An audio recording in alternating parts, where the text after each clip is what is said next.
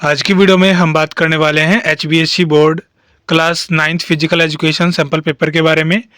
इसमें जो है सबसे पहले आपके एक नंबर के 5 क्वेश्चन है, उसके बारे में बात कर लेते हैं। सबसे पहला क्वेश्चन जो है आपका स्वास्थ्य है शिक्षा का मुख्य उद्देश्य क्या है? तो इसका जो है मुख्य उद्देश्य हो जाएगा व्यक्ति के संपूर्ण विकास में सहायता करना। अगला जो क्वेश्चन है व्यक्तिगत स्वच्छता से जो है क्या अभिप्राय है या व्यक्तिगत स्वच्छता का अर्थ क्या है? तो अपने शरीर और आदतों की स्वच्छता। अगला क्वेश्चन संतुलित आहार में क्या होना चाहिए? तो संतुलित आहार में जो है सभी पोषक तत्व उचित मात्रा में होने चाहिए जिससे जो है शरीर का सर्वांगीण विकास हो सके। योग का उद्गम जो है सबसे पहले कहाँ से हुआ था? तो इसका जो है आंसर भारत आएगा। उसके बाद आपका 5वां क्वेश्चन शारीरिक शिक्षा का अर्थ है तो खेलों के माध्यम से शरीर, मन और आत्मा का विकास जो है शारीरिक शिक्षा का अर्थ है। अब ये जो है 2-2 नंबर के क्वेश्चन आ गए। स्वास्थ्य शिक्षा की आवश्यकता क्यों होती है? स्वास्थ्य शिक्षा व्यक्ति को स्वस्थ जीवन जीने की आदतें सिखाती है, जैसे स्वच्छता, उचित आहार और व्यायाम। अगला जो प्रश्न है व्यक्तिगत स्वच्छता के 2 प्रमुख नियम क्या है? तो ये जो है रोज स्नान करना, नाखून और दांत साफ रखना। अगला जो प्रश्न है शारीरिक शिक्षा के 2 उद्देश्य बताने हैं। तो इसमें जो है पहला उद्देश्य आपका शरीर की क्षमता एवं सहन शक्ति बढ़ाना, दूसरा अनुशासन एवं टीम भावना का विकास करना। अगला जो प्रश्न है संतुलित आहार क्या है? तो संतुलित आहार ऐसा आहार है जिसमें कार्बोहाइड्रेट, प्रोटीन, वसा, विटामिन, खनिज और जल उचित मात्रा में हो, उसे जो है संतुलित आहार कहते हैं। अगला जो प्रश्न है योग शब्द का अर्थ क्या है? योग शब्द का अर्थ है जोड़ना या एकता, शरीर, मन और आत्मा की एकता। अगला जो प्रश्न है वो आपका 11वां आ गया।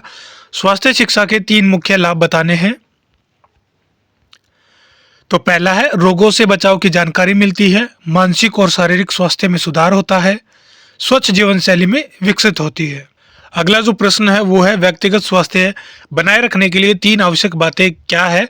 तो नियमित व्यायाम करना चाहिए, पर्याप्त नींद लेनी चाहिए और इसके अलावा संतुलित भोजन करें, नशीले पदार्थों के सेवन से बचें। अगला जो प्रश्न है शारीरिक शिक्षा के घटक क्या होंगे? तो इसमें जो शारीरिक व्यायाम, खेलकूद, योग एवं ध्यान।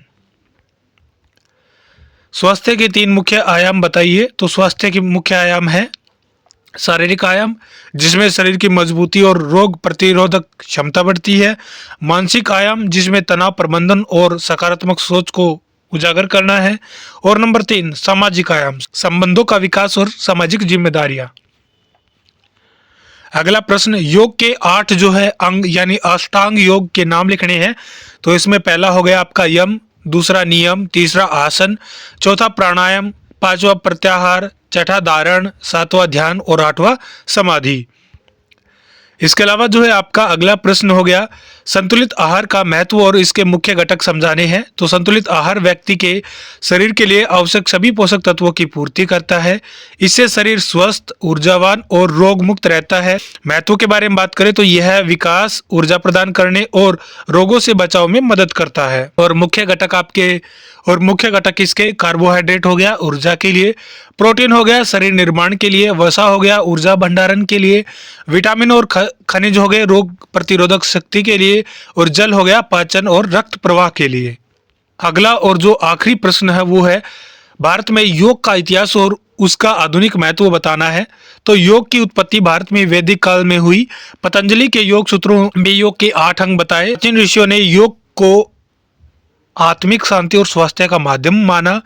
आधुनिक महत्व के बारे में बात करें, आज योग को वैश्विक स्तर पर अपनाया गया है। 21 जून को अंतर्राष्ट्रीय योग दिवस मनाया जाता है। योग तनाव को कम करता है, मन को शांत रखता है और शरीर को लचीला बनाता है।